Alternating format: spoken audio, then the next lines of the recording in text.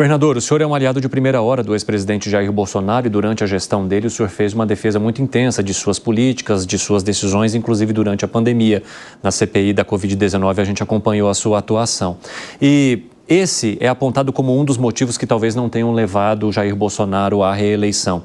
Isso pesou na escolha de muitas pessoas que viveram durante o governo, durante a pandemia, na gestão de Jair Bolsonaro. O senhor mudaria alguma coisa em relação a discurso, a algo que defendeu, a partir do momento em que o senhor hoje ocupa também um espaço do Executivo e compreende esse outro lado da gestão pública? É muito discutível. Eu participei, eu era senador no governo do presidente Bolsonaro. Exatamente. O presidente Bolsonaro tem uma grande virtude. Quando você não sabe, você delega para quem sabe. A economia ele deu para o Paulo Guedes. Queira nós ou não queira, o Paulo Guedes é um Pelé. Ele conseguiu fazer políticas públicas que melhoraram todos os índices do Brasil. As empresas, você vê como é que estão as empresas públicas hoje. O governo está rapando, que nem mesa de jogo, a economia das empresas para gastar, para cuidar do superávit, enfim. Então, eu sempre defendi o presidente Bolsonaro, defendo ainda hoje, defendo que a ficha dele seja, ele volte a ser elegível. Sim. Ele não roubou nada de ninguém. Se o presidente Lula, que teve tudo aquilo, aquelas malas de dinheiro, era tudo ficção, então, aquelas roubalheiras, aquelas quebradeiras de empresa, fundo de pensão, tem funcionário pagando até hoje, pessoal do Correio, tudo aquilo que aconteceu, aquilo nós sonhamos? Não. Então, como é ele virou presidente da República? E como é que uma pessoa que não fez nada disso, não pode, fez uma reunião, se foi boa, foi atrapalhada com o ministro, com embaixadores, enfim. Então, eu defendo a volta, a limpar a ficha do presidente Bolsonaro, defendo, e acho que nós, o Brasil, teve avanços importantes quando ele foi presidente, e aí, agora nós estamos nessa. Dólar não vai baixar, termina o governo, se o presidente Lula terminar, com o dólar acima de 6. Inflação no fio da navalha, taxa de juros 2 dígitos. Rapaz, isso é falta de confiança. O mercado não é amigo de ninguém.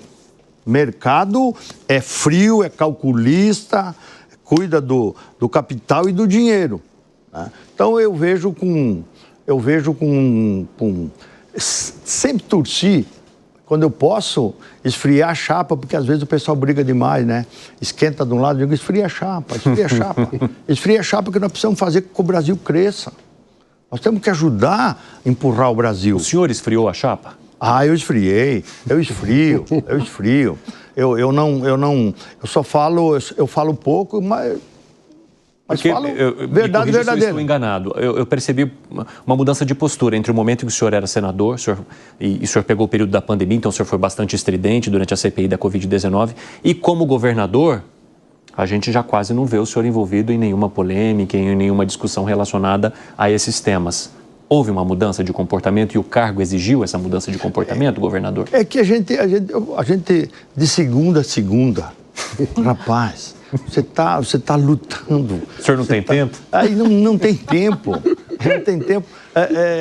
Eu fui bastante atuante, eu fui como deputado, como senador. O Pronamp, a maior linha de crédito desse país foi uma lei minha, salvou muitas empresas. No Pronamp, na pandemia, salvou mais de 10 milhões de empregos. Enfim, eu tenho muita coisa para cuidar. Eu tenho sido muitas vezes mal interpretado. O governo federal, o presidente Lula foi a Santa Catarina para inaugurar um contorno viário na Grande Florianópolis. Atrasado há 12 anos. Não tem nada, não é culpa dele. Mas é uma obra privada. Quem construiu foi a Artéres. Aí eu não fui. Aí muita gente disse, pô, não foi, o presidente foi lá. Quando ele vier inaugurar uma obra do governo federal, que tenha dinheiro do governo federal, eu vou. Pronto, não tem... Foi pragmático assim. Não faço nada para fazer pirraça ou provocação, coisa parecida. Eu faço política, sempre fiz com lealdade, com verdade, conversa reta. Quem me conhece sabe né? Eu não mando lembrança para quem não conheço. Enfim, a minha conduta sempre foi essa e sempre deu certo, de forma respeitosa. Entende? Então, não mudei, eu continuo sendo o mesmo homem corajoso, humilde, faço isso com alegria, todo santo dia. Respeito as pessoas, autoridades, enfim, aplaudo quem está certo, critico quem está errado. E o nosso governo é um governo de muita gente boa. Eu tive a felicidade de construir um governo com gente preparada, com gente vocacionada, né? Você pega o meu secretário lá, não tem um ruim, não tem, porque eu ganhei a eleição sozinho. Então eu tive a oportunidade de montar o governo que eu quis montar. Sem precisar fazer concessões. Sem precisar eu tenho que dar metade para um partido, um quarto para o outro, assim. Sim, mas isso não me desmerece, mas eu tive esse privilégio de ganhar a eleição sozinho. Eu disputei a eleição, fui para o segundo turno com o PT, aí Santa Catarina. Precisa nem falar. Mas só para arrematar essa parte, governador, o senhor mudaria algo em relação ao discurso ou ações da pandemia? À luz do tempo, o senhor mudaria algo? O senhor se arrepende de algo relacionado àquela época? Eu acho que alguma coisa podia ter sido feito diferente, não tenha dúvida, né? Fica uma discussão muito abstrata. Ideológica? Ideológica, sobre a vacina, qual é o efeito, se faz bem ou se faz mal. Enfim, então, a gente entrou numa... contra a vacina, a favor da vacina, dá vacina para a EMA. Enfim, foi uma conversa ruim.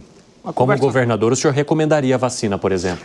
Eu vacinei. Vacinei. Quer dizer, ninguém tem certeza das vacinas. Estamos aí, erradicamos muitas doenças através da vacina. Mas essa que fizeram em cima da perna ligeiro, eu não sei se ela fez bem ou fez mal. Morreu um monte de gente, infelizmente. Como a dengue está matando gente, vai matar bastante esse ano, infelizmente.